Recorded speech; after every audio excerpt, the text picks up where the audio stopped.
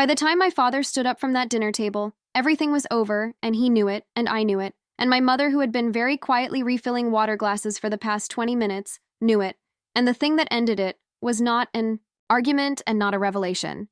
It was a notification sound, and my father's own phone lighting up on the table next to his plate, and him picking it up, because he always picks it up, and reading something on the screen that made his expression do something I had never seen it do, which was go completely still. And I watched him read it, and I watched him look up at me, and I watched him look back down, and I said, "Dad." And he said nothing. And I said, "That's the tweet." And he put his phone face down on the table, and he picked up his fork, and he did not say anything for a long time.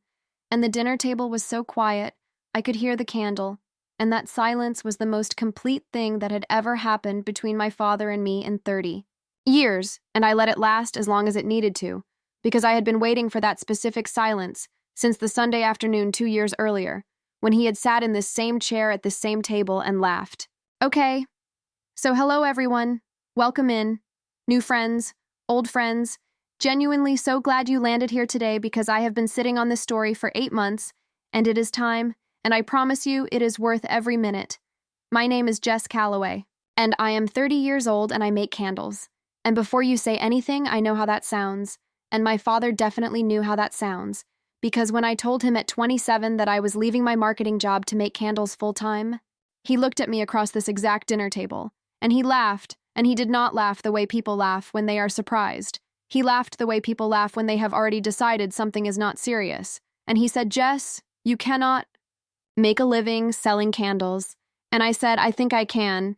And he said, "This is a hobby." And I said, "I think it's a business." And he said, "With what customers?" And I said, "I have 400 online orders this month." And he said, "That's not a business. That's a side project." And my mother said, "Richard." And he said, "I'm being realistic, Carol." And I said, "Dad, I've done the math." And he said, "Jess, I have run a business for 25 years, and I know what a real business looks like. And a woman making candles in her apartment is not it." And he said it not cruelly, but with the specific confidence of a man who has never been wrong about money in his own estimation. And I sat at that table, and I did not argue because I had learned that arguing with my father about things he had already decided produced nothing except a longer version of the same conversation. And I went home, and I made candles, and I kept going.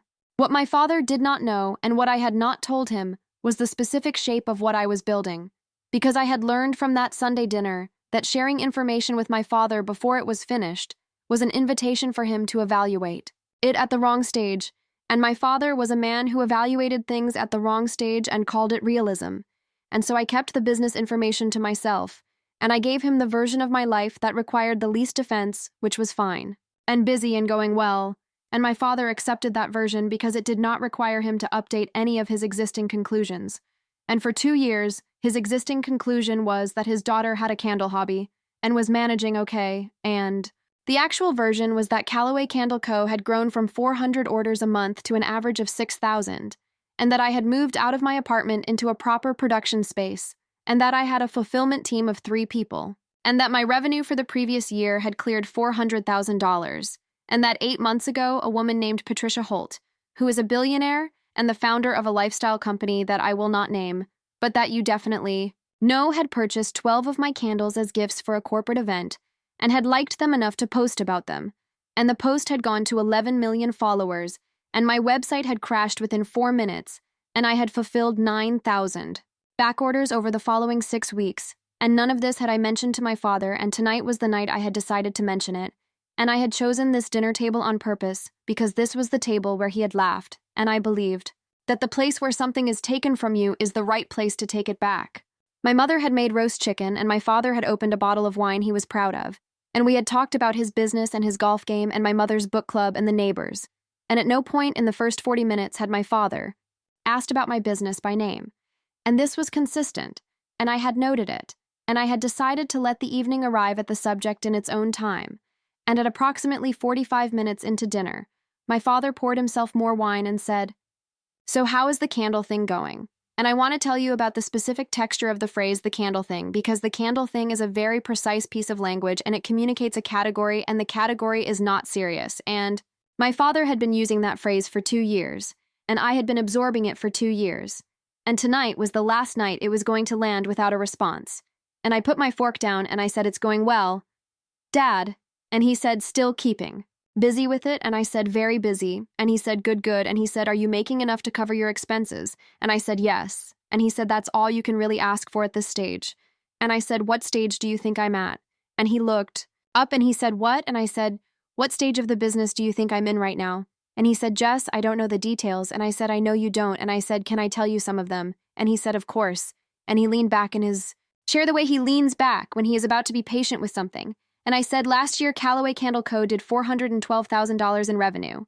And my father's fork stopped moving. And I said, "I have a production space and a fulfillment team. And my average monthly order volume is 6,000 units." And my father set his fork down and he said, 400,000. And I said, "In 12, and he said, "Dollars." And I said, "Yes, Dad, dollars." And he looked at my mother. And my mother looked at the roast chicken and I said, "There's something else." And he said, "What?"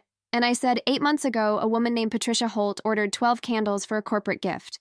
And my father said, "Who is Patricia Holt?" And I said, "She founded a company." And I told him the name, and my father said that Patricia Holt, and I said, "Yes." And he said, "She bought your candles." And I said, "She did." And he said, "And then what?" And I said, "And then she posted about them." And he said, "Posted where?" And I said, "On her social media." And he said, "How many followers does she have?" And I said, 11 million. And my father picked up his wine glass and put it down without drinking. And I said the post went up on a Tuesday morning and my website crashed. In 4 minutes, and I fulfilled 9,000 back orders in 6 weeks. And my father said 9,000. And I said, "In 6 weeks, yes." And the table was quiet. And I picked up my fork and I took a bite of roast chicken and I let him sit with the arithmetic.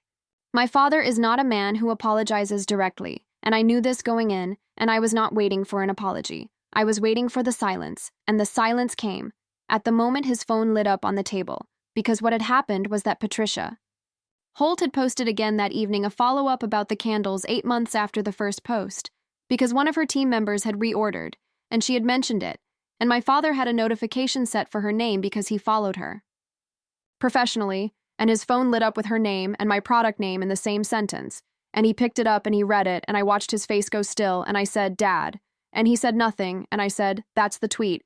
And he put the phone face down and picked up his fork, and the room was completely quiet, and my mother refilled the water glasses, and my father ate 2 bites of chicken, and then he put his fork down, and he said, "Jess," and I said, "Yes." And he said, I said, "You couldn't make a living selling candles." And I said, "You did." And he said I was wrong. And I said, "I know." And he said I should have said this sooner. And I said, "Yes." And he said, "I'm sorry." And I want to be honest with you about what that apology felt like, which is that it felt like $412,000 and 9,000 orders and a crashed website and 2 years of keeping my numbers to myself all arriving at the same moment and landing exactly where they were supposed to. And I said, "Thank you, Dad," and I meant it. And I picked up my wine glass and I said, "The candle thing is going really well." And my father laughed, and this time it was the right kind of laugh. And my mother said, "Finally," and we finished dinner and the candle on.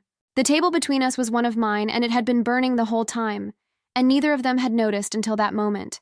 And my father looked at it and said, "Is that?" And I said, "Yes." And he said, "It's a good candle." Jess and I said, "I know, Dad." And I said, "I've always known